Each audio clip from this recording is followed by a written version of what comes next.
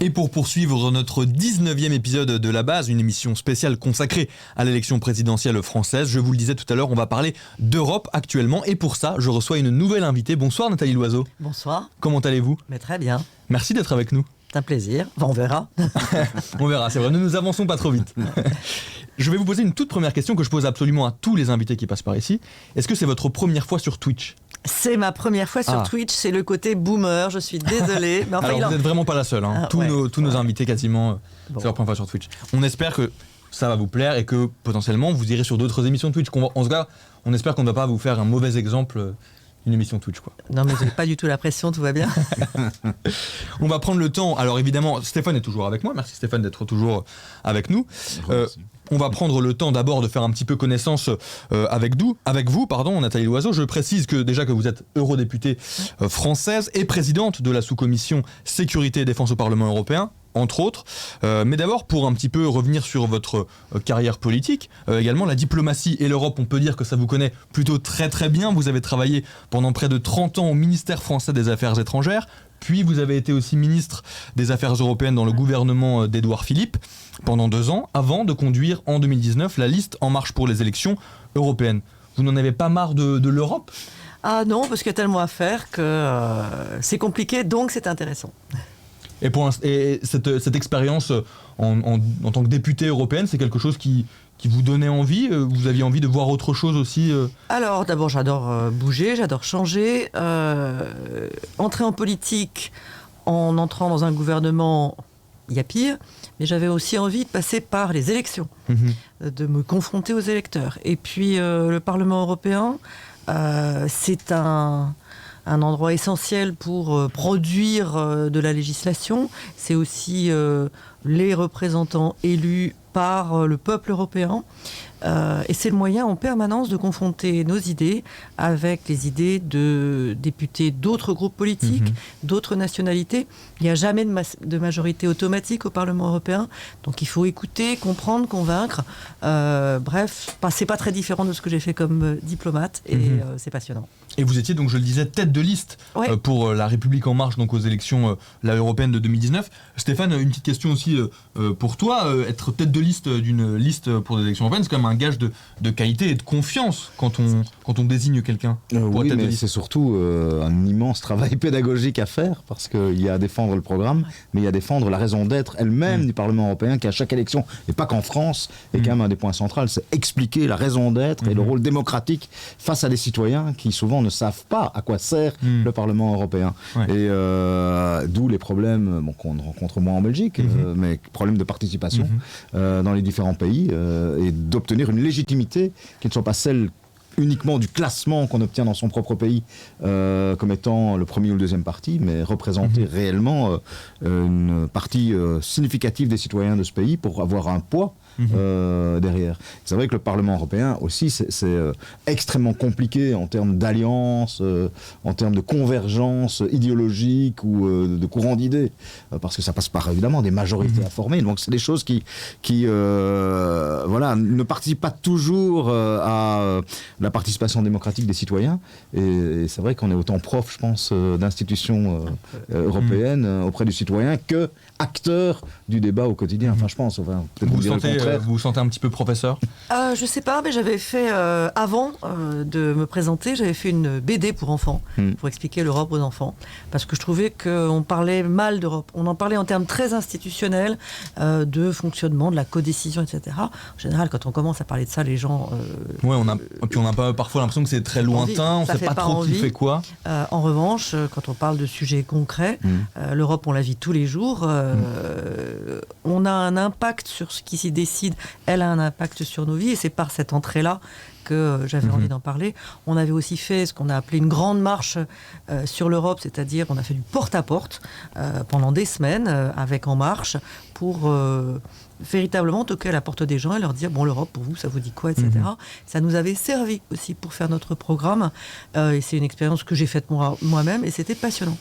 On va parler aussi... Pardon, vas-y Stéphane. Non, et puis il y a toujours cette ambiguïté des citoyens face à l'Europe, parce qu'en même temps, le Parlement, c'est d'un côté l'image même de la une certaine primauté face aux parlements nationaux, mais en même temps, c'est la légitimité démocratique qui permet de dire on va au-delà des institutions qu'on connaît traditionnellement, comme la Commission, qui apparaît comme, à tort ou à raison, hein, comme l'instrument et le levier bureaucratique ou administratif.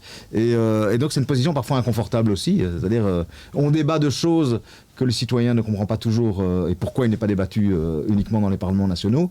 Et en même temps, heureusement, il y a cette légitimité démocratique donnée à l'Europe, qui est quand même quelque chose d'essentiel, mais on sent qu'il y a encore du travail. Ouais. Et on va parler d'Europe et de concret aussi, parce qu'on va parler évidemment de la guerre en Ukraine qui occupe évidemment une très grande partie de l'actualité et qui, on le verra aussi, l'Europe, l'Union européenne a joué un rôle essentiel et central aussi, là et encore actuellement, dans cette guerre en Ukraine. Bonjour aussi à toutes et tous qui nous rejoignez. Je vous rappelle aussi que vous pouvez nous poser toutes vos questions en direct et pendant l'émission, je les ferai remonter et je les poserai évidemment pour vous à Nathalie Loiseau. Juste avant de rentrer vraiment dans le vif de notre sujet, je voulais faire un petit mot aussi sur la politique, mais plus générale, et la politique en France, parce que je voyais tout à l'heure votre compte Twitter où un parti est indiqué, c'est le parti Horizon, le parti d'Édouard Philippe, d'où ma question. Mais là, il y a des élections présidentielles qui arrivent, on ne sait pas encore évidemment si Emmanuel Macron va être réélu ou pas, mais si on se projetait encore plus loin que dans ces 2 semaines, beaucoup d'observateurs estiment que Édouard Philippe est un petit peu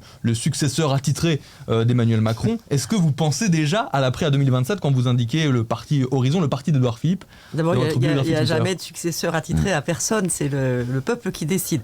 J'ai eu la chance d'être ministre dans le gouvernement d'Édouard Philippe, d'avoir énormément de plaisir à travailler beaucoup avec lui. C'est quelqu'un pour qui j'ai une profonde estime. Et quand il a fondé Horizon, je l'ai rejoint tout de suite parce qu'il a 2 points forts. L'ancrage local, partir toujours des élus locaux, du terrain, et le travail sur le fond, sur les idées, sur le moyen terme. Vers où on va, vers où on a envie d'aller et comment on fait. Ça correspondait exactement à mon attente, et donc je l'ai rejoint tout de suite, et je pense simplement que c'est de ça dont on a besoin. Je ne crois pas du tout à ceux qui disent les partis politiques c'est fini, les Français en ont marre de la politique. Ils ne sont pas forcément satisfaits de la façon dont certains politiques ou certains partis ont tourné. On peut les comprendre, mais moi je me répète régulièrement quelque chose que un vieux sage africain m'avait dit quand je vivais au Sénégal, et que j'avais ce réflexe qu'on a tous, oh la politique, la barbe, et puis tous ces gens qui me plaisent pas, ils sont extrémistes, ils sont corrompus, enfin tous les clichés qu'on peut avoir. Il m'avait dit, tu sais, tu ferais mieux d'en faire, parce que quand tous les dégoûtés s'en vont, il ne reste que les dégoûtants.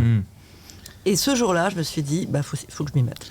Enfin, quand vous dites ancrage local et vision stratégique ou politique à moyen terme, ça sent un peu comme la critique en creux de La République En Marche, qui manque de cet ancrage local, et qui, en tout cas que certains critiquent dans le fait vous savez, de savoir où est effectivement la boussole du projet politique. La particularité d'En Marche, c'est qu'elle a face à elle toutes les oppositions. Et que quand une opposition n'a pas d'idée, elle s'oppose et donc elle critique. Alors, c'est le privilège de celui qui est aux manettes, hein. C'est la vie démocratique. Mais on aura tout entendu et le contraire de tout depuis 5 ans. Et pendant cette campagne en particulier, le président ne fait pas campagne. Ou alors, oh là là, il fait campagne. Il parle de sujets qui n'intéressent pas les Français. Oh là là, il a répliqué à Éric Zemmour. Bon, c'est comme ça. En tout cas, je suis heureuse d'avoir rejoint Horizon. Je m'y occupe de l'international et de l'Europe, on ne se refait pas. Et je pense qu'il y a des choses à faire, oui. Et on va parler d'Europe maintenant avec vous, Nathalie Loiseau, eurodéputée au sein du groupe Renew, présidente de la sous-commission sécurité et défense au Parlement européen. Dans le contexte de la guerre en Ukraine et surtout dans cette émission aussi spéciale autour de la campagne présidentielle, notre question, un fil rouge qui va guider nos discussions, c'est celle-ci. Doit-on miser sur plus d'Europe demain? Et pour commencer vraiment nos discussions, en s'intéressant plus spécifiquement à la guerre en Ukraine, on a l'impression que tout à coup, finalement, l'Europe s'est réveillée avec cette guerre en Ukraine. Est-ce que vous avez déjà cette impression là aussi? Il a fallu une guerre, et quelle guerre, pour que l'Union européenne se mette vraiment à faire avancer sa défense. J'étais convaincue depuis longtemps qu'on avait besoin de défense européenne, pas contre l'OTAN, mais en plus de l'OTAN. parce qu'il y a des enjeux qui sont vitaux pour nous, qui ne sont pas nécessairement vitaux pour les États-Unis. Et c'est normal. Et parce qu'on ne peut pas toujours sous-traiter sa sécurité et sa défense à d'autres. Et parce qu'aujourd'hui, notre défense, ça n'est pas que du militaire stricto sensu. Quand on voit les attaques qu'on appelle hybrides, les cyberattaques, quand on voit les ingérences dans nos démocraties, c'est quelque chose de plus vaste que le militaire. Quelque chose pourquoi l'Union européenne est plutôt pas mal armée. Mais elle ne voulait pas en entendre parler parce que Europe, projet de paix, elle avait des missions ici ou là, elle avait quelques outils, mais pas une capacité à rassembler tout ça. Alors on avait commencé à le faire. Moi, dès que Josep Borrell est arrivé comme haut représentant, je lui avais demandé un livre blanc sur la défense. Il m'a dit, oh là là, tu me demandes un Everest. Et je lui ai dit, non, mais on n'en fera pas l'économie. Il faut qu'on le fasse. On avait commencé à préparer ça. Et puis là, la guerre d'Ukraine, tout le monde se réveille, tout le monde se dit, il faut qu'on soit prêt. Mais elle ressemblerait à quoi, votre Europe de la défense? Qu'est-ce que ça veut dire? C'est donc un complément aussi à l'OTAN? Parce que pour l'instant, c'est vrai que la défense européenne, d'un point de vue militaire notamment, mais c'est l'OTAN qui l'assure, et donc du coup, c'est pas seulement européen, c'est aussi avec les États-Unis par exemple. Oui, et qu'est-ce qu'elle apporte que l'OTAN n'apporte pas? Alors, la défense territoriale, pour les États qui sont membres de l'OTAN, c'est le cas de la Belgique, c'est le cas de la France, c'est pas le cas de tous, c'est 21 sur 27 seulement, c'est d'abord nos armées nationales et l'OTAN. Mais revenons à la crise actuelle, à la guerre d'Ukraine. Pensez à la Suède, pensez à la Finlande qui ne sont pas membres de l'OTAN. Tout à l'heure, le chancelier allemand Olaf Scholz a confirmé ce que nous pensons tous, c'est qu'en cas d'attaque de la Suède, c'est vrai que c'est un Suédois, l'Union européenne viendrait au secours de la Suède. Et pas l'OTAN. Ça, c'est une première réponse. Pas tous dans l'OTAN, pensons à ceux qui n'y sont pas. La deuxième réponse, c'est il y a dans l'OTAN des priorités qui sont celles des États-Unis sur leurs étrangers proches, une priorité sur la Chine et l'Indo-Pacifique qui a été contrariée par la guerre d'Ukraine, mais qui va rester profonde parce qu'elle est là depuis Obama en fait. Il y a dans l'Union européenne des enjeux de sécurité qui passent par la lutte contre le terrorisme, qui passent par la situation dans les Balkans, parce que là on est au cœur géographique de notre continent, qui passe par le Sahel, le Maghreb. Mais ça nécessite une défense européenne. On ne peut pas simplement dire demain on élargit l'OTAN et on fait rentrer la Suède dans l'OTAN, par exemple. Ça ne serait pas suffisant, ça? C'est le choix des Suédois, des Finlandais. Ils le feront ou ils ne le feront pas. Certains pays ne le feront peut-être jamais. En tout cas, c'est un choix souverain.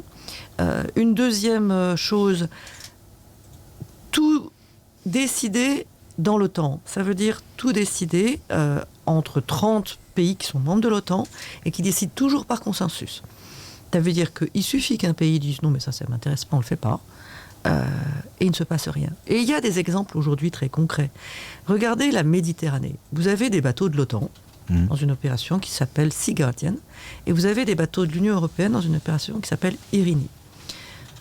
L'idéal, et ça devrait être le cas en permanence, c'est que ces deux flottes correspondent l'une avec l'autre, échangent leurs informations, échangent leurs renseignements. Elles sont là pour surveiller le respect de l'embargo sur les armes en Libye.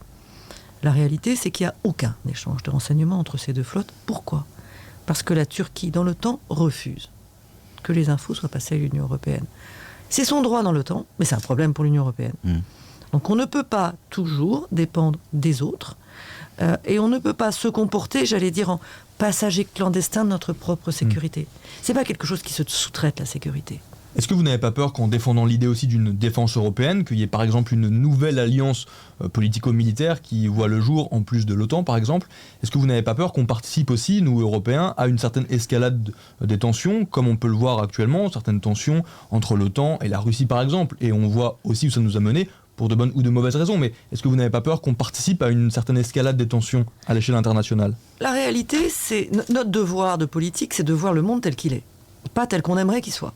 On aimerait en être à la fin de l'histoire, la chute du mur de Berlin, ça y est, tout le monde est d'accord, on n'a plus de raison de se faire la guerre. Ça n'est pas comme ça qu'un certain nombre de régimes autoritaires voient le monde aujourd'hui. Nos valeurs, il faut les défendre. L'Europe de la défense, c'est la défense de l'Europe, de notre modèle de société, de nos choix démocratiques. Aujourd'hui, il y a sur nos territoires, au jour le jour, des ingérences de pays qui ne nous sont pas amicaux. Je parlais des cyberattaques, de la désinformation, parfois de la corruption des élites par des pays qui veulent simplement nous affaiblir, nous diviser, faire que nous ne soyons pas capables de défendre nos valeurs et notre modèle démocratique, parce que justement ce modèle les dérange. Le but, l'Europe reste un projet de paix. L'Europe ne va agresser personne, ne va partir en guerre contre personne. Je rappelle que, s'agissant de l'Ukraine, l'OTAN n'a jamais envahi, n'a jamais annexé un pays qui ne souhaitait pas la rejoindre. Bien au contraire. Peut-être qu'une partie des malheurs de l'Ukraine, c'est de ne pas avoir déjà été membre de l'OTAN, auquel cas elle n'aurait peut-être pas été envahie par la Russie. Le but, c'est pas de rajouter de l'escalade à l'escalade. Le but, c'est d'être capable de se défendre, de défendre notre sécurité, alors qu'elle est menacée par des acteurs qui peuvent être étatiques, mais aussi non étatiques. Le terrorisme, on l'a connu en Belgique, on l'a connu en France. On ne peut pas dire que c'est terminé aujourd'hui. Mais est-ce que d'après vous, la crise ukrainienne, est-ce qu'elle camoufle certaines divisions au sein même de l'Union européenne sur le projet européen en matière de défense, ou est-ce qu'elle règle une partie de la question? Quand on parle de certains pays à l'est de l'Europe, la Pologne, la Hongrie ou d'autres, on sait qu'ils étaient avec une approche très différente par rapport à la défense européenne et le rôle de l'OTAN. Est-ce que finalement ça a fait avancer réellement les choses, ou est-ce que c'est juste du temps gagné, en tout cas par rapport à ça? Alors, je pense que ça a été un deuxième réveil. Il y en avait déjà eu un l'an dernier, en réalité, avec le retrait américain de Kaboul. D'abord, c'était un échec d'une opération de l'OTAN. Je le dis sans aucun plaisir. Mais c'était une opération majeure, en dehors de l'espace géographique naturel de l'OTAN, et cette opération a échoué. Non seulement elle a échoué, mais le retrait a été planifié, décidé et mis en œuvre sans concertation avec les Européens.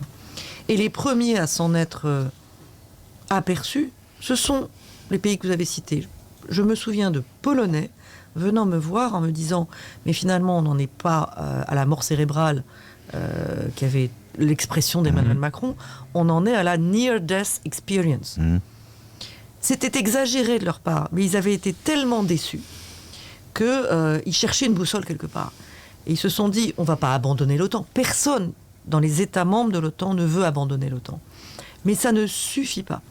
Et en tout cas, il faut qu'il y ait un pilier européen de l'OTAN beaucoup plus fort, beaucoup plus crédible et beaucoup mieux constitué. On ne va pas attendre que l'OTAN nous dise quoi penser.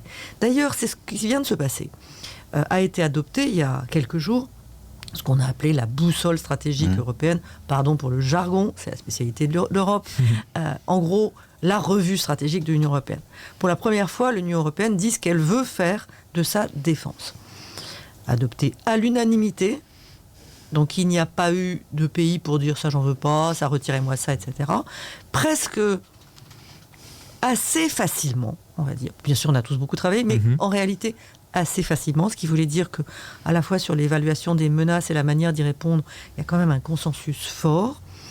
Et dans quelques mois, il y aura le concept stratégique de l'OTAN.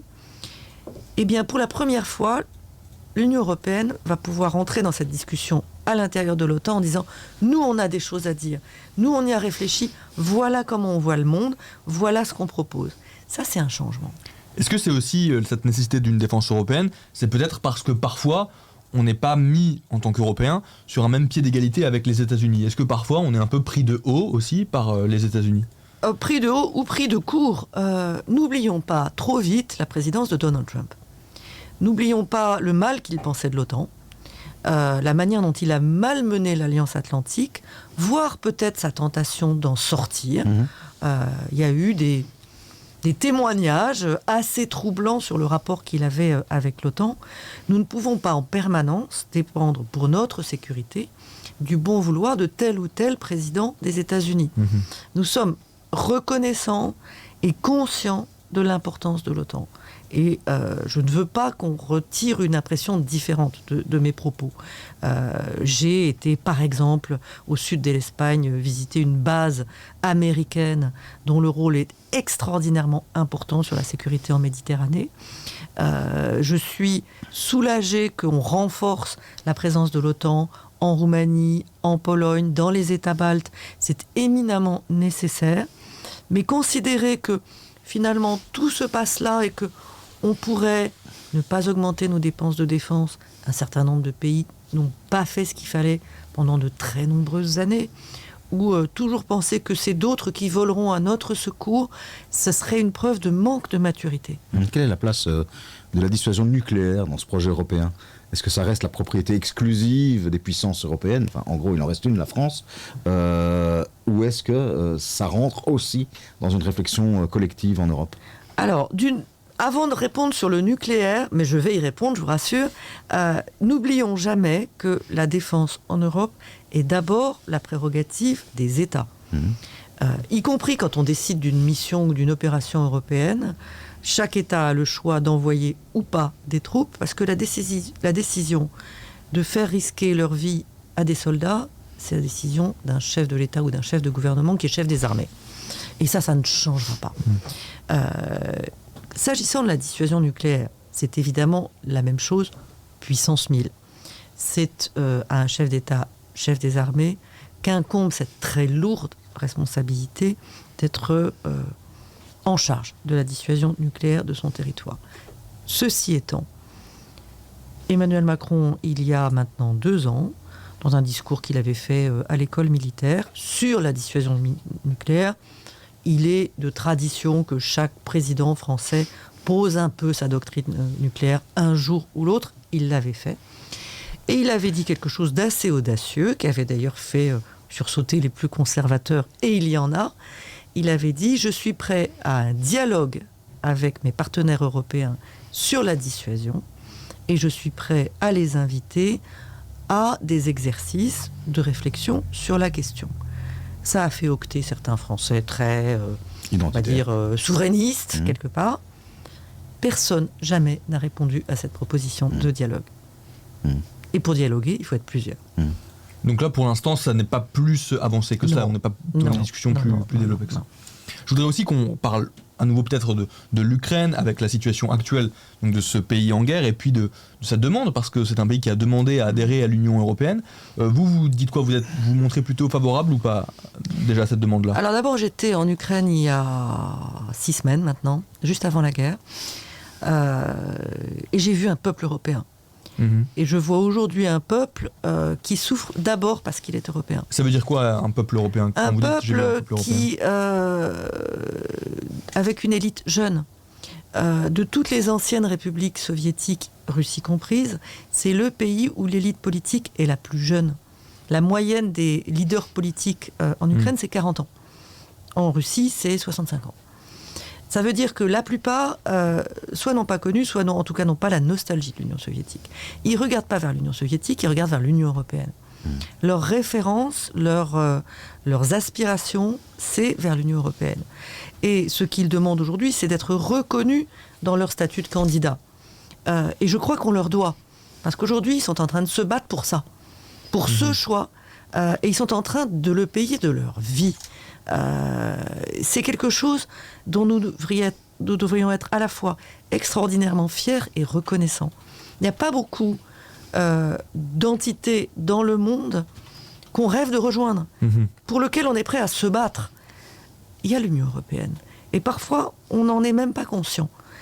On a, j'allais dire, l'Europe honteuse, ou l'Europe un peu rabougrie.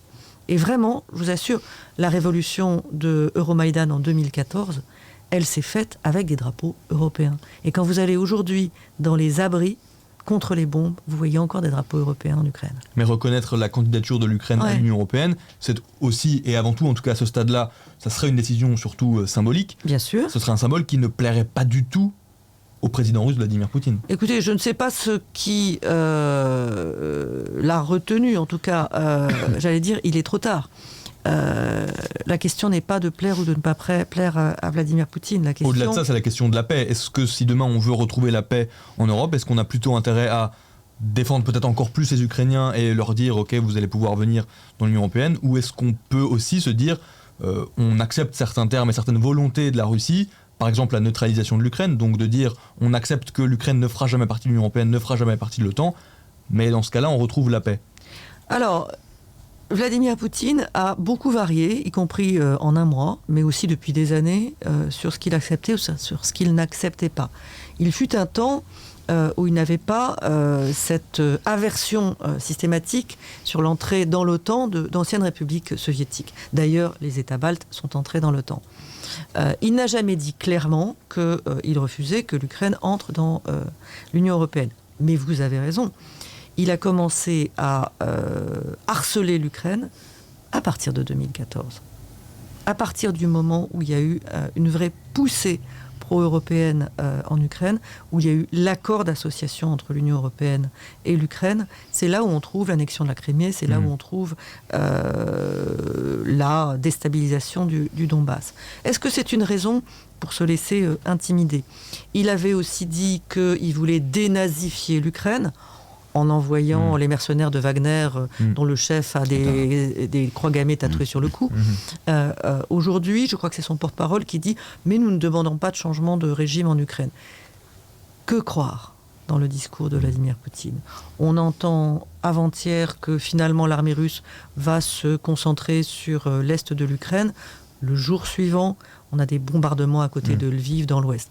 Que croire? Mais est-ce qu'il n'y a pas un risque d'un autre côté, parce que le cours de la guerre, on ne le connaît pas aujourd'hui et l'issue de la guerre n'est pas connue, d'une terrible déception, une terrible frustration du peuple ukrainien européen face éventuellement à une situation où l'Europe n'aura pas été assez loin, ne pourra peut-être pas changer le cours définitif de la guerre et qui pourrait se traduire à l'inverse par une déception de l'Europe et un rejet qui serait lui-même très dangereux pour l'image européenne et pour l'unité européenne. Alors tout est possible et vous avez raison d'y penser. Moi j'y pense.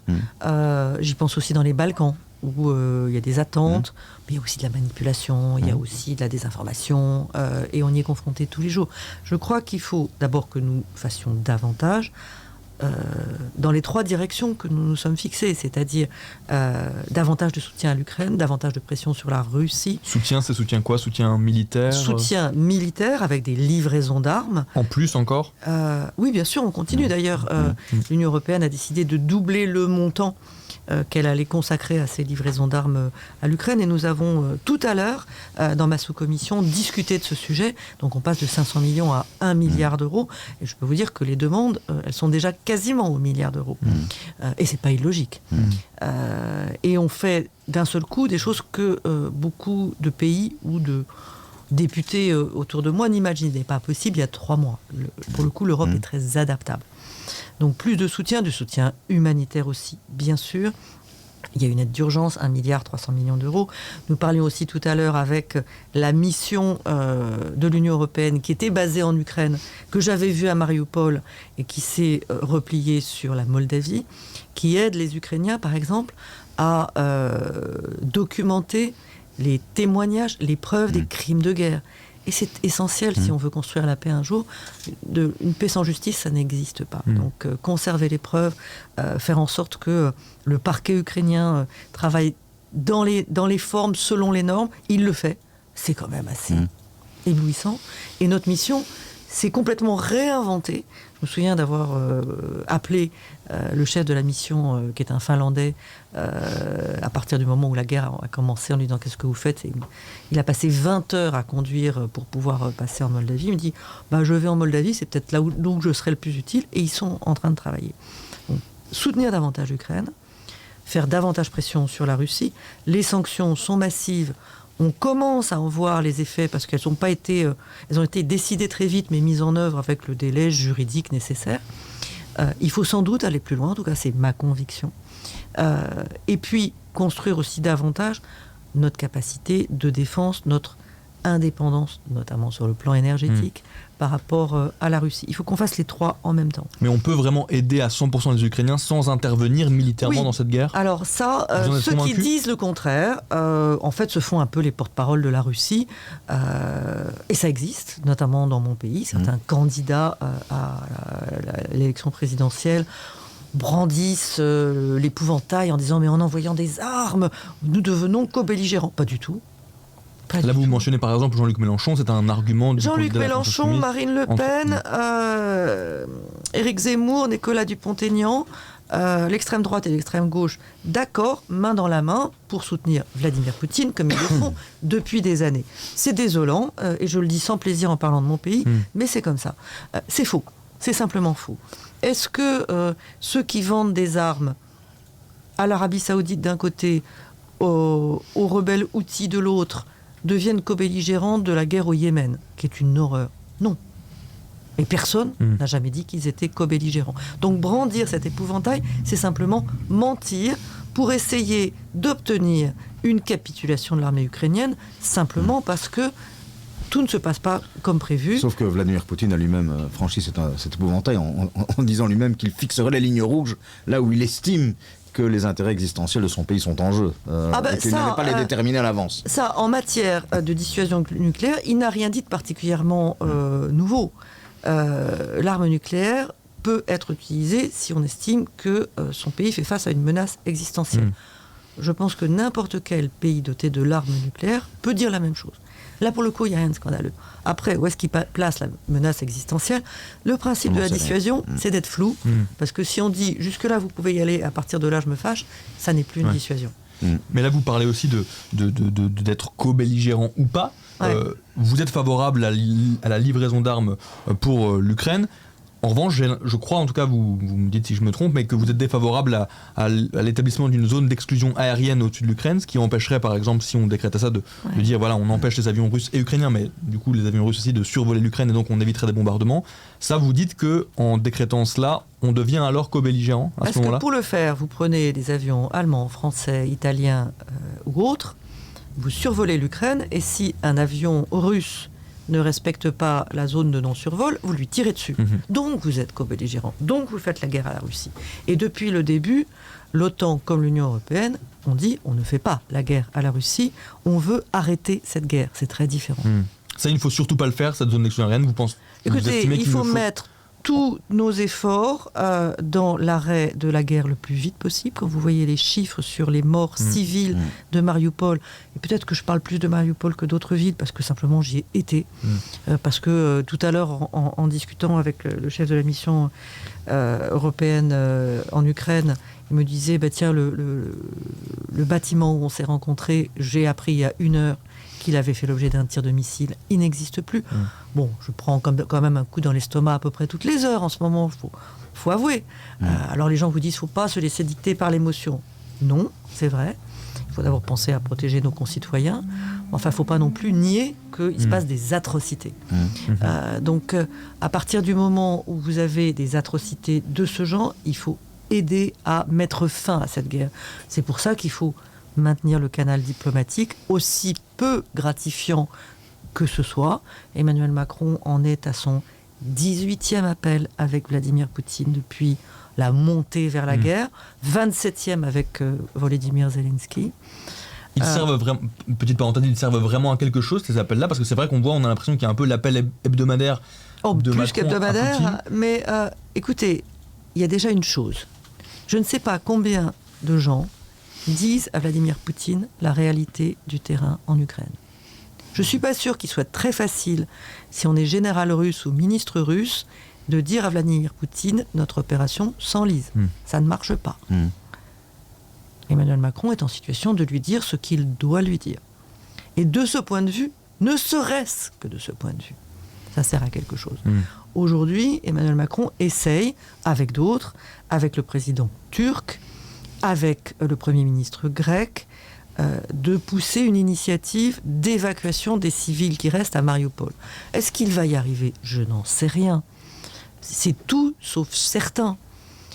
C'est extrêmement courageux de le tenter et de le dire publiquement. Ça veut dire qu'il ne se protège pas. Il n'est pas en train d'essayer de faire un coup en douce et arriver après en disant « Regardez, en fait, c'est arrivé, c'était grâce à moi ». Il s'expose en disant « Je vais essayer pour la 10e, 20e, 100e fois ». Quand le maire d'une petite ville proche de la Crimée, le maire de Melitopol, Ivan Fedorov, il se trouve que là aussi, je le connais. Donc je préfère parler des gens, des lieux que je connais, que j'ai vus. Il a été enlevé par des Russes dans sa mairie. Il était en train d'essayer d'organiser la distribution de nourriture, il a été enlevé. Il a été probablement emmené de l'autre côté, dans la zone séparatiste du Donbass. Emmanuel Macron en a parlé. à Vladimir Poutine en disant il faut libérer ce garçon, un garçon de 34 ans, justement cette jeune élite qui est au service de la population. Finalement, ce sont les Ukrainiens qui sont allés le libérer, mais c'était important de dire on a vu, on a un visage, on a un nom, on ne laissera pas faire.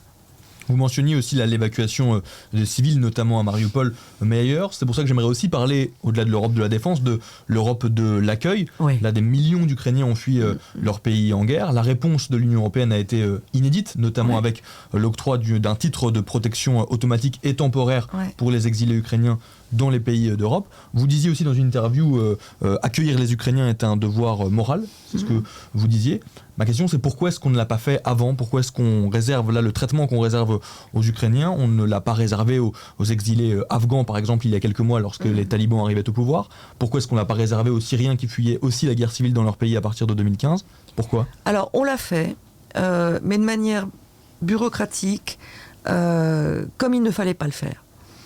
Alors, géographiquement, les choses se sont passées de manière différente. C'est-à-dire que les Ukrainiens qui quittent l'Ukraine entrent directement dans l'Union européenne, sauf quand ils passent par la Moldavie, pays où je me rends dans 2 jours, parce qu'il faut évidemment qu'on aide ce tout petit pays qui fait face à un afflux considérable de personnes. Je crois que la moitié des enfants aujourd'hui en Moldavie sont des enfants de réfugiés ukrainiens. La moitié des enfants. Mais sinon, géographiquement, vous sortez d'Ukraine, vous entrez dans l'Union européenne. Et donc, il fallait tout de suite quelque chose. Quand vous arrivez de Syrie, quand vous arrivez d'Afghanistan, vous êtes passé par une route, vous êtes malheureusement passé entre les mains de trafiquants d'êtres humains, très souvent. Bref, ça n'est pas exactement comparable. Mais surtout, ça n'est pas parce qu'on a fait ça de briques et de broc, mais on l'a fait quand même. On se souvient de Angela Merkel, 1 million. Wir schaffen das, beaucoup plus que ça en réalité. Et bien si on progresse maintenant, tant mieux.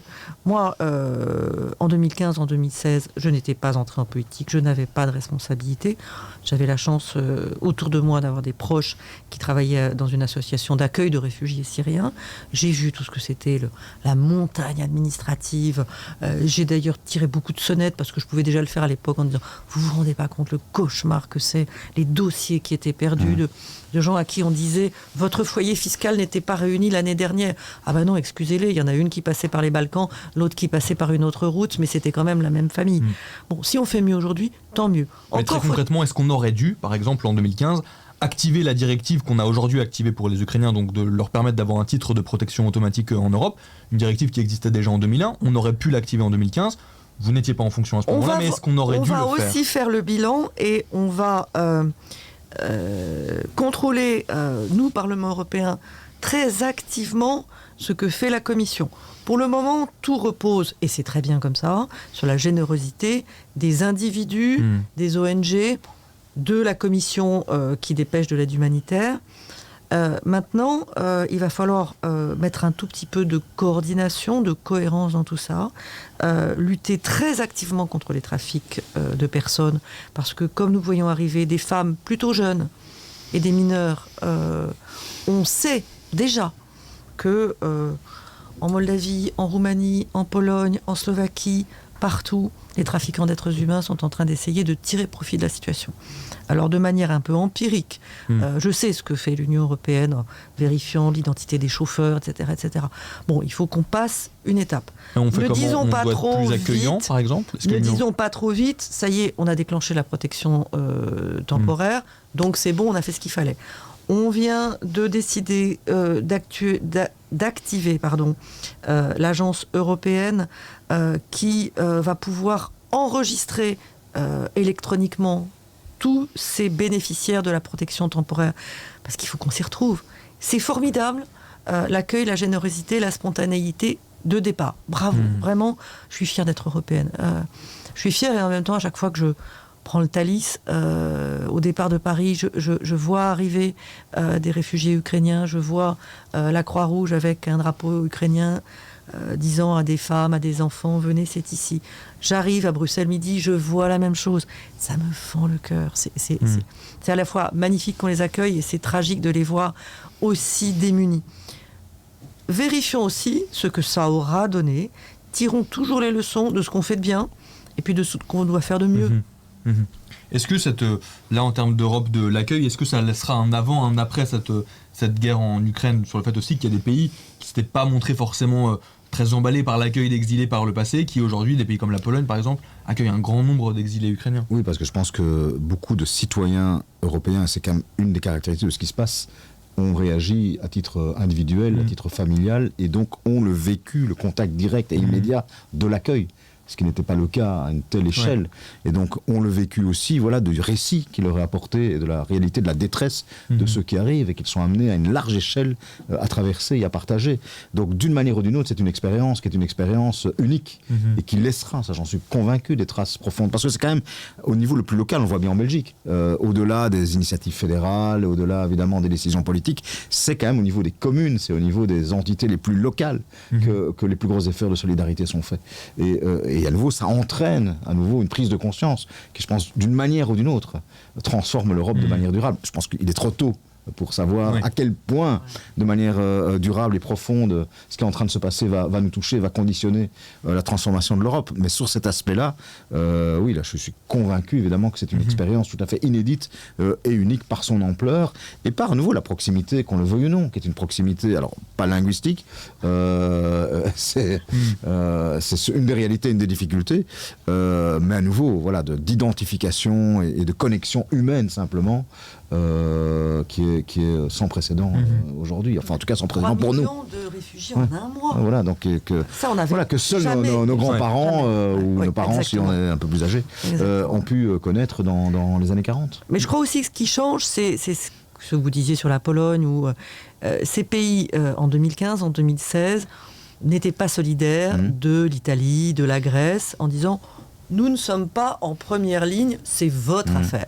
Où ils nous avaient dit à nous, Français, vous avez un passé colonial, et bien débrouillez-vous avec. C'était d'une élégance absolue. Bon, aujourd'hui, c'est eux qui sont en première ligne. Et c'est eux qui ont besoin de la solidarité européenne. Et je dirais que accueillir les réfugiés, c'est un devoir, c'est une chance. C'est une chance de refaire société.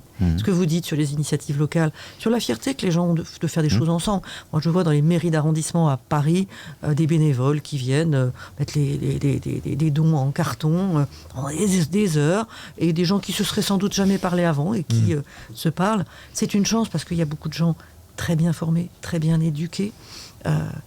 C'est une chance pour l'Europe. Est-ce que selon vous, l'Union européenne doit aussi réformer son système d'accueil des exilés? On sait que là, pour l'instant, c'est le règlement de Dublin qui régit les mouvements migratoires. Qui ne les régit plus, parce que depuis 2015, plus personne ne respecte Dublin. Ouais, mais qui indique que c'est les pays d'entrée dans l'Union européenne qui doivent examiner la demande d'asile. Est-ce que ça, on doit en sortir de ce règlement de Dublin? Par-dessus tête. De toute façon, dans les faits, ça ne marche pas.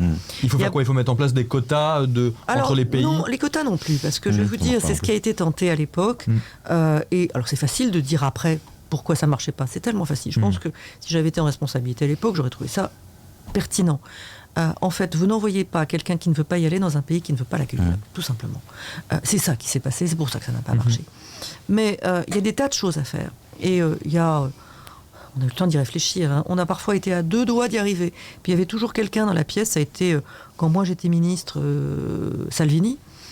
Parce qu'évidemment, quand vous êtes d'extrême droite, vous ne voulez pas régler le problème des migrants et des réfugiés, parce que c'est votre fonds de commerce. Donc il ne faut surtout pas qu'il y ait de solution si vous voulez continuer à pouvoir dire qu'il y a un problème. Quelles seraient-elles ces solutions? Déjà, faire en sorte que les critères pour l'asile soient les mêmes dans tous les pays de l'Union européenne. Que ce ne soit pas plus difficile ou plus facile selon votre nationalité d'un pays à l'autre. Sinon, les trafiquants, ils en profitent. Ils vous font déposer une demande ici, puis vous restez, ça ne marche pas, vous repartez là, mais vous repayez. Et c'est évidemment le trafiquant pour qui c'est de la monnaie sonnante et trébuchante. Qu'on ait les mêmes critères, qu'on ait les mêmes procédures, qu'on y dédie plus de moyens. Un des gros problèmes de la Grèce a été que les procédures d'appel, on a de la chance, nous sommes des États de droit, donc si votre demande d'asile est refusée, vous pouvez faire appel. Mais en Grèce, l'appel, ça dure 2 ans.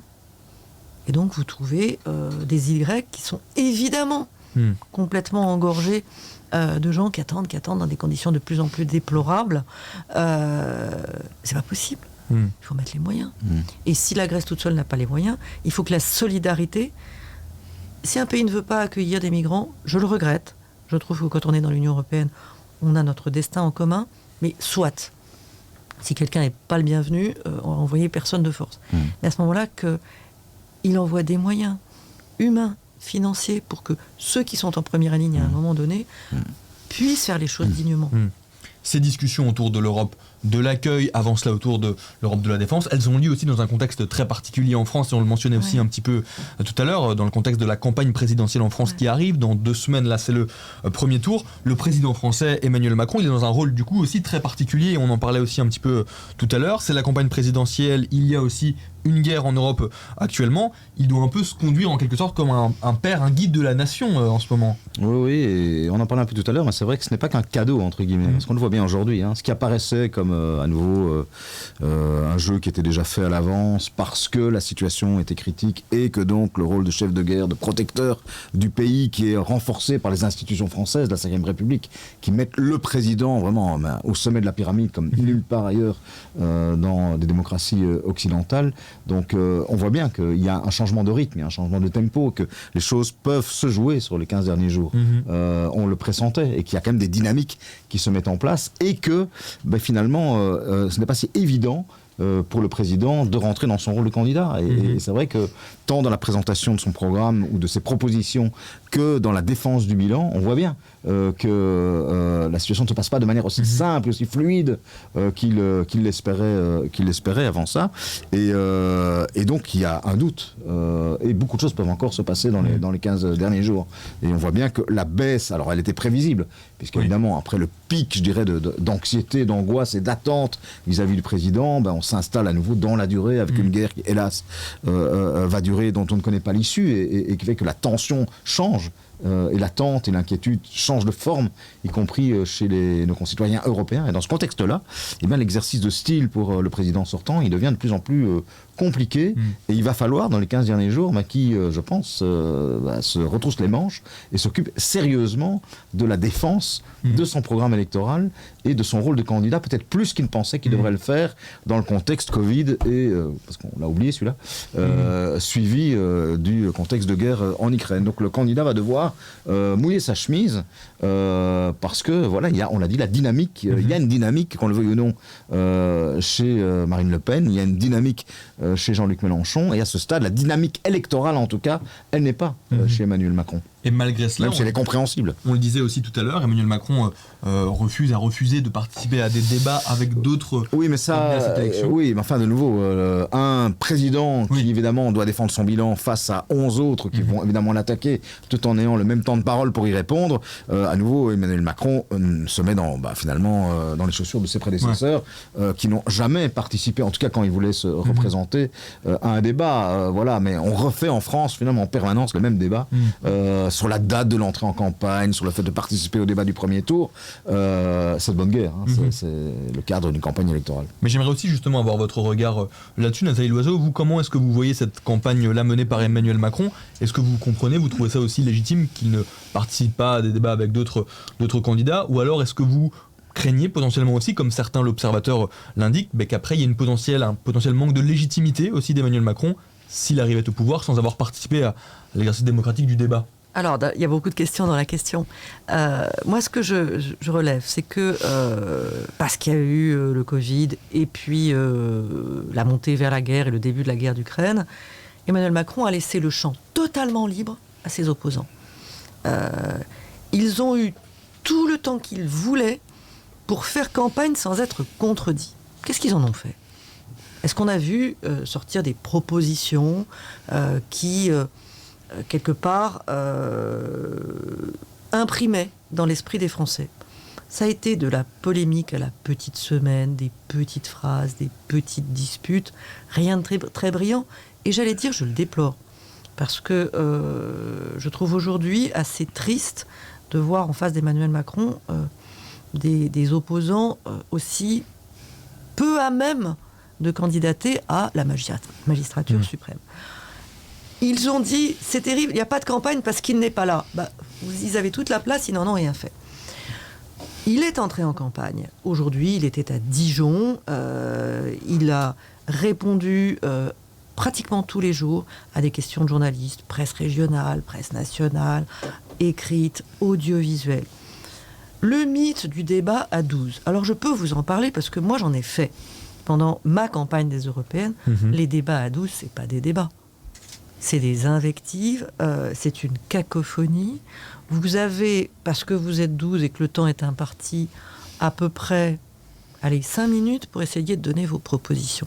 Ça n'a aucun sens. Ça ne plaît qu'à ceux qui l'animent, et encore, même eux sortent généralement avec une migraine. Il vaut beaucoup Peut-être mieux. que ça plaît aussi à ceux qui le regardent. En tout cas, ça fait souvent des scores. Regardez les courbes d'audience. La première demi-heure, tout le monde est devant. Et puis après, tout le monde zappe pour autre chose parce que c'est saoulant. On n'entend rien, on comprend rien, on s'invective. Ça n'a pas de sens. Vraiment. D'ailleurs, au bout d'un moment, dans la campagne pour laquelle j'étais tête de liste, les chaînes d'infos les plus sérieuses avaient décidé de faire finalement 2 fois 6 candidats pour que on puisse respirer un peu, s'entendre, se parler, sans quoi c'était pas possible. Donc il a raison de ne pas se plier à ça. Et d'ailleurs, ceux qui se sont livrés à des débats, vous en avez retenu quoi? À part des petites phrases, des disputes de cours de récréation, souvent. En tout cas, la mise sur la table de questions, en tout cas, tu as raison que les représentants à l'élection se posent en termes, entre autres, identitaires, qui ont été quand même très, très, très présentes dans la première partie de la campagne avant la guerre en Ukraine. Ah bah la ça a question de été l'identité française, de l'immigration, de la sécurité, ont été des thématiques qui ont été omniprésentes chez tous les candidats du centre droit à l'extrême droite. Oui, il y a eu une caricature dans un journal. Évidemment, parler d'une caricature en l'ayant pas sous les yeux, c'est un peu audacieux de ma part, mais vous voyez un élève qui ressemble un peu à un cancre qui est face à sa copie et qui se gratte la tête. Et la caricature dit quand tu as révisé toute l'année sur Islam et que c'est Russie qui tombe au programme, à l'examen. Bah oui, le monde n'est pas forcément réductible à la présence ou non de l'islam ou de l'islamisme ou de ce que certains ont voulu en faire. Heureusement que ce qui se passe nous oblige à voir un monde plus vaste, plus large, avec d'autres enjeux. Il y a beaucoup à dire, à la fois sur le bilan pour celui qui se représente, sur les programmes, mais Dieu qu'on a du mal à pouvoir dépasser la petite phrase. Le sujet depuis hier, c'est cette horreur que j'ai vue place du Trocadéro, où un candidat à l'élection présidentielle, Éric Zemmour, laisse pendant 11 secondes, 11 très longues secondes, une foule scander « Macron, assassin » sans réagir. Mais est-ce que malgré tout, il ne pourra pas lui-même se reprocher à un moment donné une espèce de nonchalance dans, en tout cas, la manière de présenter son programme? Parce que c'est quand même l'homme qui se présentait comme l'homme des réformes. Il y avait un souffle en 2017. Aujourd'hui, il y a énormément de propositions. Mais est-ce qu'il y a, finalement, le tronc commun, la colonne vertébrale d'une vision réformiste qui était finalement sa marque de fabrique il y a 5 ans, et qui aujourd'hui n'apparaît pas de manière aussi évidente. C'est des propositions d'un gestionnaire du pays, d'un homme en charge, mais est-ce que c'est réellement celle qu'on attend en termes de vision d'un homme à qui on peut continuer à poser la question, mais pourquoi faire ce deuxième mandat, fondamentalement en termes de vision globale de l'avenir du pays? Alors, pour bien le connaître, la nonchalance fait assez peu partie de son mode de vie. J'ai pu le regretter quand j'étais à son gouvernement, parce que ça signifiait très peu d'heures de sommeil par nuit pour pouvoir travailler avec lui. Mais ça, on peut lui reprocher beaucoup de choses, la nonchalance, je ne crois pas. Je crois aussi qu'il a appris de son mandat qu'il y a des réformes qui sont mûres, d'autres qui le sont moins. Il a tout de même dit dans une conférence de presse qui a duré 4 heures pour présenter son projet, qu'il ferait la réforme des retraites. Il n'a pas cherché à être particulièrement populaire, puisqu'il a parlé de retraite à 65 ans. Il a parlé d'accompagnement des Français qui sont au revenu social, d'accompagnement, le RSA, vers l'emploi. Ça a fait tiquer certains. J'ai du mal à comprendre pourquoi il tique, c'est-à-dire que lui considère que quelqu'un qui est en difficulté, il faut l'aider à sortir de sa difficulté, pas l'assigner à être en permanence dépendant de l'aide que lui procure la communauté. Il a mis beaucoup de choses en avant, mais il le dit aussi avec une forme d'humilité qui est peut-être nouvelle par rapport au Macron 2017. Mais c'était pas sa marque de fabrique non plus. C'était peut-être pas sa marque de fabrique. C'était quelqu'un de jeune, de dynamique, qui disait « j'ai envie de bousculer les choses ». que personne n'avait vu venir, personne n'y croyait, il y est arrivé. Donc il est arrivé avec une énergie qu'il n'a pas perdue, mais on ne gouverne pas au bout de 5 ans avec les gilets jaunes, le Covid, la guerre à nos portes, comme on gouvernait en 2017, c'est évident.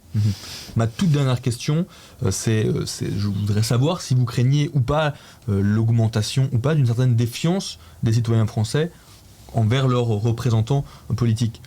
Aux élections européennes, le taux d'abstention était autour de 50%. Il était plutôt moins fort que d'habitude. Il était moins fort que d'habitude, mais il était quand même encore assez élevé. Il était toujours trop élevé, mais plutôt moins fort que d'habitude. Ça a été bien pire au municipal et au régional, mais c'est vrai qu'il y avait le Covid. Est-ce que vous craignez aujourd'hui que la défiance à l'encontre des représentants politiques augmente encore ? Mon rôle de politique, c'est pas de le craindre, c'est de le combattre. C'est de convaincre. C'est d'aller vers ceux qui se disent « mon vote ne sert à rien ». C'est de leur dire « voilà ce qu'on essaye de faire, voilà ce qu'on arrive à faire, voilà là aussi où on a du mal, où c'est plus compliqué que prévu ». Il faut être honnête avec les gens à qui on parle. Il faut rendre compte. Quand on est député européen, on doit régulièrement retourner sur le terrain, d'abord prendre des idées, prendre le pouls, entendre ce que les gens ont à nous dire et rendre compte, dire ça, écoutez, c'était compliqué, mais quand même on l'a fait. Mais aujourd'hui, est-ce que ça fonctionne vraiment ? C'est à nous de le faire fonctionner. Est-ce que la Ve République, elle a encore du sens ? Est-ce que dans son système actuel, ça a encore du sens ? Écoutez, c'est pas les institutions qui ont ou qui n'ont pas de sens. Les institutions sont ce qu'on en fait. On a les hommes et les femmes politiques, je dirais, que l'on mérite. Et en tout cas, c'est à nous qui sommes en responsabilité de ne jamais oublier le dialogue. Il y a une expression, pardon, vous l'avez utilisée tout à l'heure, et ça n'est pas pour vous critiquer, mais il y a une expression que je n'aime pas. C'est quand on dit on va faire remonter quelque chose. Comment ça remonter ? On est plus haut que les autres ? C'est bizarre. Et pourtant, c'est une expression que j'entends tout le temps. Ah, on a remonté des choses du terrain. Donc le terrain est en bas et nous, on est en haut. Ben non, on va vers le terrain, on dialogue, c'est une conversation dans les deux sens, à portée d'engueulade, comme on le dit souvent dans mon pays. Moi, c'est pour ça que je fais de la politique. C'est pour avoir des idées que peut me donner quelqu'un dans mon village. Et je reviens, je me dis, mais bon sang, mais c'est pas faux ce qu'il m'a dit là. Et à d'autres fois, leur dire non mais qu'est-ce que tu racontes, ça va pas du tout, c'est pas du tout ce qu'on fait, c'est pas comme ça que ça marche. On est des citoyens comme les autres. Un mandat, c'est un devoir, c'est une responsabilité, c'est un honneur aussi. Mais on est là pour représenter nos concitoyens, pas pour se mettre en surplomb par rapport à eux. Merci beaucoup Nathalie Loiseau d'être venue dans la base, dans le 19e épisode de la base. On a pu parler de cette campagne présidentielle, de cette élection à venir. On a aussi pu parler d'Europe, donc merci beaucoup pour votre participation. Merci aussi à toi Stéphane d'avoir participé à notre émission, à ce 19e épisode. Merci donc à tous les deux. Ici on va faire une petite pause et puis après on va appeler Brieux Beckers qui est d'habitude avec nous. Il est en France avec Paul Loncin, on vous l'expliquait déjà la semaine passée. On va l'appeler pour en discuter aussi.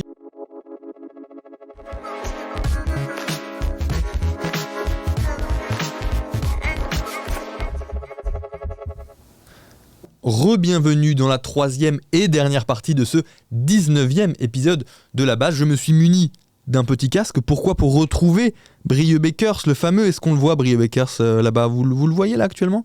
Je compte sur vous aussi, le chat. Voilà, il nous fait coucou. Comment ça va, Brieux ? Salut Manu, ça va ? Les premiers duplex dans la base ? Ouais. On espère que ça fonctionne très bien. Vous nous dites, le chat, si on entend bien Brieux, si on voit bien Brieux. On espère que la connexion va rester bonne. Je vais même m'enlever juste ici comme ça, paf, voilà comme ça. Vous ne m'avez pas en 2 fois. Pour l'instant, tout se passe bien, me redit le chat. On entend bien, on voit bien, c'est parfait. Merci beaucoup Brieux d'être avec nous. Tu es, si je ne me trompe pas, à l'île de Léron. C'est donc complètement à l'ouest de la France. On vient de voir, vous venez de voir le chat, le reportage que vous avez effectué avec Paul. Vous êtes là-bas pour nous parler d'écologie, pour parler aussi de dérèglement, de changement climatique. Ouais, c'est ça Manu, hein. On est ici à l'île de Léron. Tu vois derrière moi le port de la Cotinière, un port qu'on n'a pas pu apercevoir dans la version du reportage que vous avez vu, je pense, mais c'est un port où on est venu tourner ici pour rencontrer des marins pêcheurs. Et si on est ici à l'île de Léron ces quelques jours, c'est parce que justement c'est une île qui cristallise vraiment tous les problèmes qui peuvent être liés au changement climatique et toute la complexité qu'il y a à gérer ce type de problème, à trouver des solutions. Parce que par exemple, comme tu l'as vu dans le reportage, comme le chat l'a vu dans le reportage aussi, on a rencontré un chercheur qui mesure par exemple l'érosion des plages. C'est la zone d'Europe la plus touchée par l'érosion des plages. On parle de 10 mètres de plages perdues, de continents perdus de territoire perdu par an. En moyenne, parfois ça peut aller jusqu'à 50 mètres par an. Le record ici en 2014, c'est 50 mètres. Donc c'est pas du tout négligeable. Et il y a ce problème-là. Il y a aussi des problèmes liés à la cultivation des huîtres, qui est une activité économique très importante ici sur l'île. Donc on voit que c'est un endroit en France où on voit des gens observer déjà les conséquences directes du réchauffement climatique, mais en même temps, il y a des difficultés énormes à mettre en place et à accepter les solutions qui sont proposées par le gouvernement. Par exemple, l'État veut implanter ici, un peu plus loin au large, un champ d'éoliennes offshore. Donc, c'est ces éoliennes qu'on met en mer et qui produisent de l'électricité. Un champ d'une 30aine d'éoliennes capables de fournir de l'électricité verte pour l'équivalent de la Charente-Maritime ici. Donc, c'est l'équivalent de 650 000 personnes. Et pourtant, ce projet qui est en développement depuis une dizaine d'années peine à passer les différentes étapes de validation pour pouvoir voir le jour. Il fait face à une forte contestation. Et j'en reviens du coup à pourquoi on est ici au port. C'est parce que les pêcheurs sont très touchés par les potentielles conséquences de ce champ d'éoliennes. C'est implanté dans une zone où ils vont régulièrement pêcher. Ça impliquerait qu'il risque d'avoir des modifications de l'écosystème marin. Il faudrait aller pêcher ailleurs du poisson et donc consommer plus de carburant, polluer plus, payer plus. Le carburant qui explose pour l'instant au niveau des prix. Donc c'est toute cette complexité de la situation qu'on a voulu mettre en image ici au Havre. Et c'est pour ça qu'on est non, pas ici au Havre, ici à l'île d'Oléron, pardon. Je suis encore dans mes pensées. À votre étape précédente, donc c'était vraiment super intéressant. Et avant de te poser notre question, on a le chat qui veut absolument savoir si ton image est éclaircie ou s'il fait encore jour chez toi. Non, il fait presque nuit. D'ailleurs, je pense que je vais allumer une lampe ici pour que vous me voyez un peu mieux, parce qu'on est vraiment au crépuscule. On est au crépuscule, je sais pas si ça aide comme ça. Mais là, pour l'instant, on te voit on est vraiment au crépuscule. Encore jour chez toi. Alors je laisse comme ça en attendant et je laisse faire la magie du smartphone. Mais non, il fait déjà presque nuit ici. Le soleil s'est couché il y a une vingtaine de minutes, donc on est vraiment au crépuscule. Ça va tomber très vite, je pense. Et avant de parler aussi de ce que vous avez fait au Havre, où là vous aviez parlé plutôt de sécurité et d'insécurité avec les acteurs de... Regarde, il y a Paul Onsin, mon fidèle acolyte, qui m'amène justement une lampe pour que vous me voyez super. Par contre, c'est un peu fort là, Paul, je vois plus rien. Ouais. Voilà. Est-ce que ça va comme ça? Est-ce que le chat veut voir Paul Lonsin? Il est déjà reparti parce qu'il est en duplex, lui, sur la télé. Ah oui. Il est en duplex en direct chez Thibaut Roland sur la télé pour l'instant. Une petite question aussi là sur les personnes, les acteurs de terrain que vous avez rencontrés à l'île d'Oléron. Tu lisais notamment des pêcheurs qui sont un petit peu soucieux aussi de ce qui peut être mis en place politiquement par Emmanuel Macron. Est-ce que eux, et c'est une question que je t'avais déjà posée aussi avec les Gilets jaunes que tu avais rencontrés quand vous étiez dans l'Est, nord-est de la France, comment ils se positionnent par rapport à l'élection à venir, au-delà de savoir pour qui ils vont voter, mais est-ce qu'ils ont un certain dégoût, rejet aussi de cette élection présidentielle parce qu'ils ont peur de ce qui peut être mis en place, ou voilà, comment est-ce qu'ils se positionnent, les acteurs de terrain que vous avez rencontrés par rapport à cette élection? Pour l'instant, c'est encore assez difficile d'en tirer des conclusions. On a parlé avec différents acteurs, mais il n'y a pas vraiment une grande tendance qui est ressortie comme dans les deux autres étapes qu'on avait pu faire jusqu'à présent. Puisque, comme je le disais, il y a un peu cette ambivalence. Ils mesurent déjà les changements climatiques, ils en sont victimes, ils voient que ça risque de leur porter préjudice dans les prochaines années, mais en même temps, les solutions qui sont proposées ne sont pas du tout acceptées. Même les gens chez qui nous logeons ici à l'île d'Oléron, qui sont du coup plus actifs dans le secteur du tourisme, s'inquiètent, s'insurgent un petit peu de ce futur plan d'éoliennes qui va venir gâcher le beau paysage de coucher de soleil ici sur l'île, sur la côte atlantique. Alors, ils sont plutôt contre, mais en même temps, si le sol continue son érosion, à un moment, il y aura peut-être plus d'îles non plus pour venir en tant que touriste. Donc, c'est toute cette ambiguïté, cette complexité qui s'illustre très bien ici à Oléron. Et donc, en termes de traduction dans un choix politique, il n'y a pas vraiment de tendance claire qui se dessine pour l'instant. Pourtant, on aurait pu s'y attendre. On s'attendait peut-être au sein des pêcheurs à avoir plutôt des tendances Marine Le Pen, Rassemblement National, car elle s'est exprimée contre ces champs d'éoliennes. Elle a la volonté de les démanteler, même si elle est élue. Donc on s'attendait peut-être à ce qu'elle score quelques points supplémentaires chez eux, mais c'est pas spécialement le cas dans les discussions qu'on a pu avoir. Et on va quitter aussi l'île d'Oléron pour revenir sur ce que vous avez fait au Havre. Vous étiez juste avant d'arriver à l'île d'Oléron du côté du Havre. On vous avait vu la semaine dernière quand vous étiez dans le nord-est du côté de Metz, aux alentours de Metz à Hayange. Vous aviez rencontré des gilets jaunes, puis donc vous êtes allé au Havre pour parler de sécurité et d'insécurité. Est-ce que tu peux revenir un petit peu dans les grandes lignes sur ce que vous avez fait assez brièvement? On a aussi vu tout à l'heure votre reportage de 6 minutes sur le Havre. Ouais, donc voilà, l'idée c'était vraiment d'aller voir un peu sur le terrain comment se passe la vie dans ces quartiers où l'insécurité est importante. En tout cas, c'est ce qui semble ressortir dans la presse et en tout cas, il y a un haut taux de délinquance, ça c'est sûr. Mais comme on le sait, l'insécurité peut jouer un rôle assez important dans cette campagne électorale. Certains candidats en font vraiment un cheval de bataille. C'est le cas d'Éric Zemmour, par exemple. C'était le cas de Marine Le Pen en 2017. C'est un peu moins le cas cette année. Par contre, on sent vraiment cette intention dans les programmes présidentiels qui sont proposés par ces différents candidats, une intention de répression très importante, une surenchère à la répression, avec la volonté, par exemple, de supprimer l'accès aux logements sociaux pour la famille de quelqu'un qui serait pris dans des réseaux de délinquance, de supprimer l'accès à des allocations de chômage, par exemple, de mettre un plafond, une peine minimale si on est pris et qu'on est arrêté dans le cas de délinquance. Donc, il y a toute cette volonté de répression très importante. Et nous, on a voulu comprendre un petit peu comment ça se passait pour voir si ces propositions-là sont en accord avec la réalité du terrain, si ça correspond finalement à ce que vivent les gens là-bas et si ça pourrait solutionner le problème. Et justement, là, de votre retour de terrain, on le voit aussi un petit peu dans le reportage, quels sont les retours, par exemple, des éducateurs de rue, des associations qui travaillent aussi tous les jours dans des quartiers plus sensibles? Quels sont leurs retours sur la politique et ce qui a été mis en place là lors de ce quinquennat d'Emmanuel Macron? Le retour, il est plutôt nuancé, en fait. Ils insistent vraiment sur ce mot-là, tout est dans la nuance et dans l'équilibre fragile entre, effectivement, la répression d'un côté, les forces de l'ordre sont nécessaires et peuvent bien fonctionner dans certains cas, mais il y a aussi le besoin de prévention, d'une présence, d'un maillage associatif sur le terrain pour essayer de sortir un petit peu ces jeunes de réseaux de délinquance, de les tenir par la main au quotidien et pas juste d'arriver avec des brigades de police pour couper la tête des gangs quand des cartels deviennent un peu trop importantes.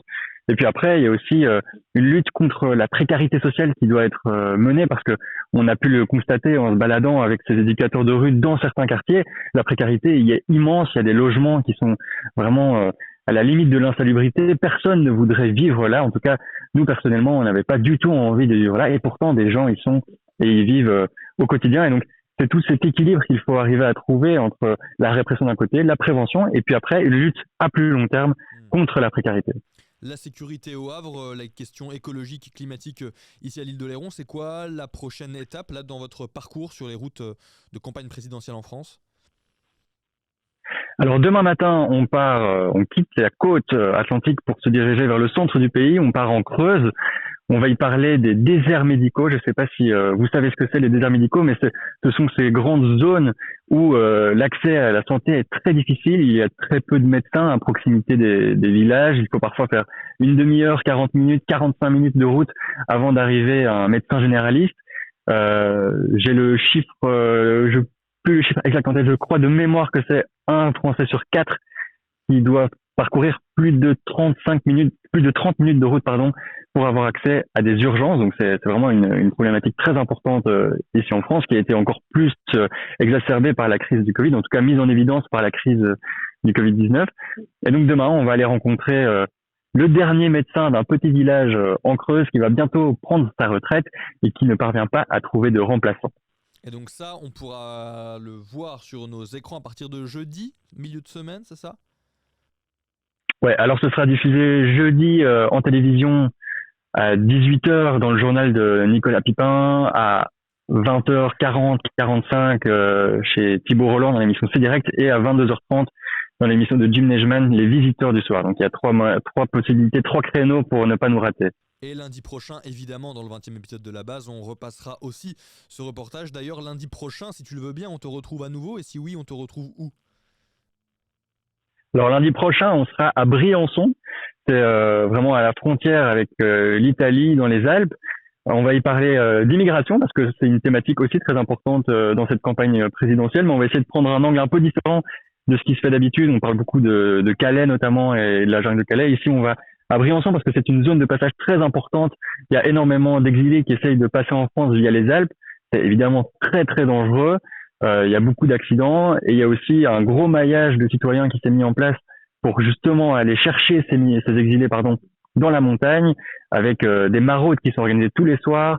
Il y a un refuge qui a été mis en place, un bâtiment qui a été acheté par la citoyenneté avec un financement participatif de plus d'1 million d'euros pour acheter un bâtiment et permettre de donner un refuge à ces personnes qui traversent les Alpes et qui risquent leur vie pour traverser les Alpes. On va essayer de rencontrer toutes ces personnes, se rendre dans la montagne aussi pour voir la dangerosité du périple qu'ils entament, essayer de mieux comprendre en quelle mesure l'immigration peut être un problème dans la campagne et peut-être éventuellement régulée à travers les mesures qui sont proposées par les candidats ou non, et les nécessités, ce qui est nécessaire de mettre en place pour leur permettre au moins de vivre dignement et de ne pas risquer leur vie non plus.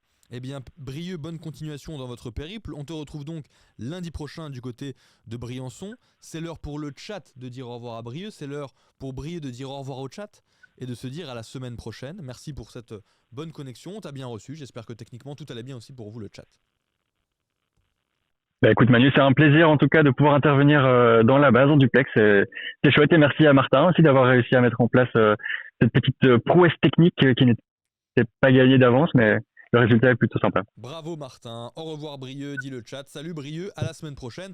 Et puis bon repos aussi quand même dans ce périple-là. On ne lance pas tout de suite la fin. Martin, je dis quand même au revoir au chat juste après avoir raccroché auprès de Brieux.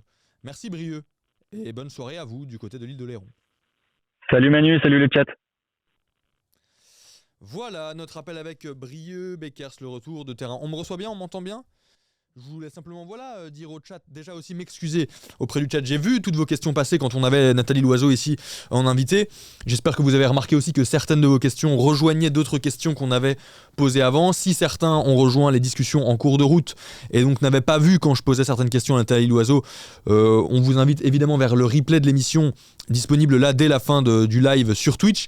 Et après dans la semaine, on va évidemment mettre les replays sur YouTube et puis sur toutes les plateformes d'écoute aussi disponibles en replay podcast. Donc voilà, je m'excuse quand même si je n'ai pas posé, si j'ai oublié certaines de vos questions. Le chat, notre émission se termine maintenant pour aujourd'hui. On se retrouve lundi prochain, lundi 4 avril pour le 20e épisode de La Base. On recevra Sandrine Rousseau, candidate à la primaire des Verts il y a quelques mois, qui maintenant représente en quelque sorte Yannick Jadot, candidat des Verts pour cette présidentielle. On la recevra ici pour s'interroger sur la place de l'écologie dans cette campagne présidentielle, sur la place aussi de la gauche dans cette campagne présidentielle. On parlera de tout ça avec Sandrine Rousseau lundi prochain à 19h pour le 20e épisode de La Base. Merci à vous d'avoir été avec nous et d'ici lundi prochain, bonne semaine à toutes et tous.